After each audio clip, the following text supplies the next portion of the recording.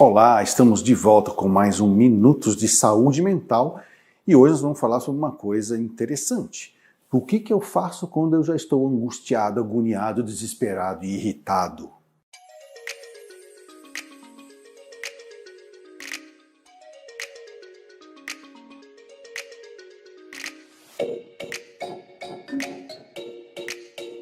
O nosso vídeo hoje tem que falar a respeito sobre as crises, de emoções que nós podemos ter. E ninguém está livre disso, tá? Cada um sabe onde aperta o seu sapato.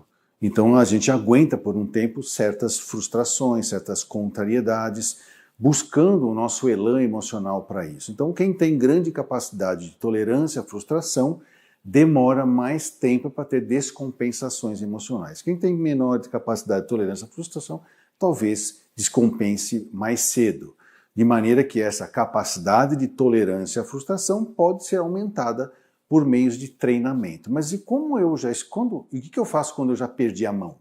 Porque não tem quem não perca a mão. Tá? Não tem quem não tenha limites na sua capacidade de tolerância à frustração. É uma questão de tempo, de exposição aos fatores estressantes. E cada um sabe, como eu falei, onde aperta seu sapato. Tem coisas que estressam para um, mas tem coisas que não estressam para outro. Mas em algum momento você vai chegar no seu limite. E aí? Passei do meu limite. E agora? O que eu faço? É claro que as pessoas pensam em remédio, né? E aí uma coisa interessante da questão da medicação.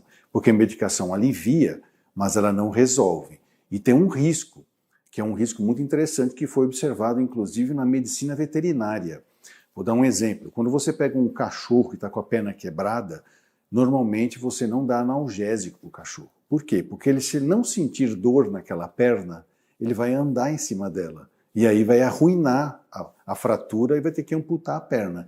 Então é bom um certo sentido de dor para que você possa ter a sensação do limite, do seu limite. Então você imagina que você chegou no seu limite, eu dou um remedinho que dá a sensação que você tem um limite maior. Você vai se esborrachar, como a gente fala.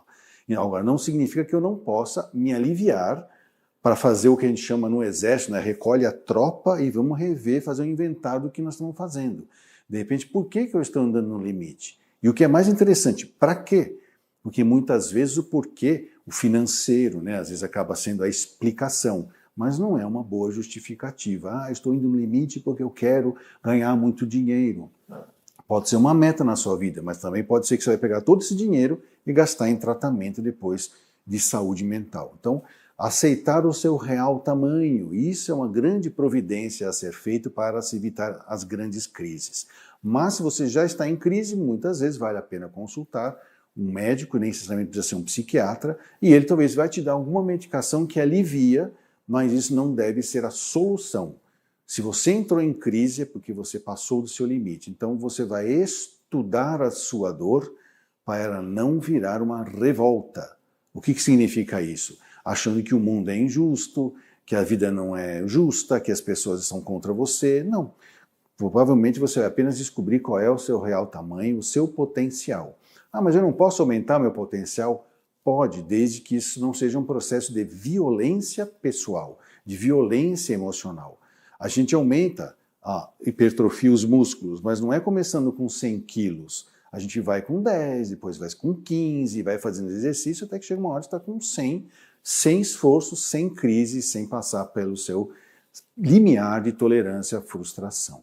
Por isso a importância de você ter um conhecimento de si mesmo. E isso o remédio não faz.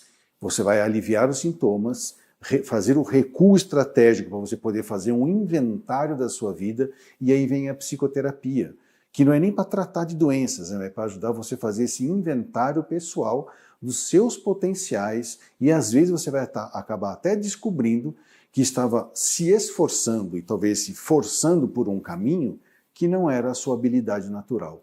E aquilo que você faz de maneira tão tranquila, você despreza, porque você faz de maneira tão fácil que acha que aquilo que você não tem valor.